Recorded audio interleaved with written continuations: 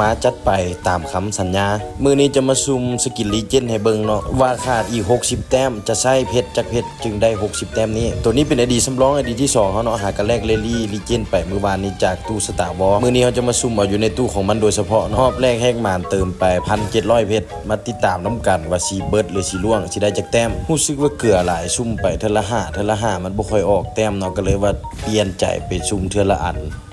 ซุ่มเทื่อละ1ซุ่มเทื่อละ1รู้สึกว่าเกลือก่อนรอบแต่ละรอบที่เคยซุ่มมาเลยรอบนี้เพชร 1,700 ปลายหายไปกับตาเนาะเดี๋ยวเฮาจะเอา60แต้มมาคำนวณให้เบิ่งว่าต้องใช้เท่าใดในการเฮ็ด200แต้มประสบการณ์จาก ID ลักเฮาซุ่มมา10สกินแล้วใช้ประมาณ 8,000 หา 12,000 เพชรในการซุ่มสกิน1สกินเพื่อเอาแต้มไปแลกเอาสกินลีเจนด์ปกติก็บ่ค่อยซุ่มออกดอกเห็นหลายคนว่ามันออกก่อนแต้มครบก็มีแต่เฮายังบ่เคยเจอจักเทื่อเนาะซุ่มแล้วมันออกก่อนแต้มครบแล้วไปแลกเฮาแลกเอาอย่างเดียวเลยถ้าท่านใดเคยซุ่มแล้วมันออกแม่นแคปมาให้เฮาเบิ่งแหน่หรือว่าคอมเมนต์แบ่งปันข้อมูลกันว่าได้แท้บ่เพชรตัวนั้นเบิดไปเฮาเติมมาเพิ่มอีกเนาะเติมเพิ่มอีก 1,400 กว่าเพชรรวมเป็น 3,200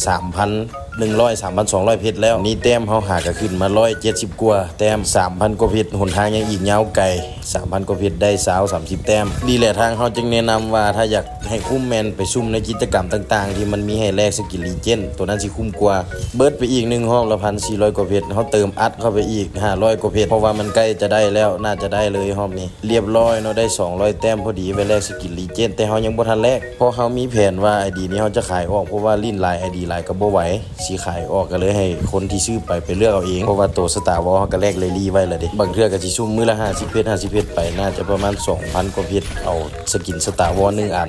เพื่อเอาไปขายจึงได้ราคาดีแถมท้ายมาซุ่มเหมือนบักซิปให้เบิ่งได้เสย60แต้มใช้ประมาณ 4,000 เพชรฉะนั้นถ้าอยากแลกสกิลลีเจนด์ต้องใช้ประมาณ 12,000 หา 15,000 ในยุคปัจจุบันเพราะว่ารู้สึกว่าเรทมันออกยากกว่าแต่ก่อน 4,000 เพชรได้เกือบ100แต้ม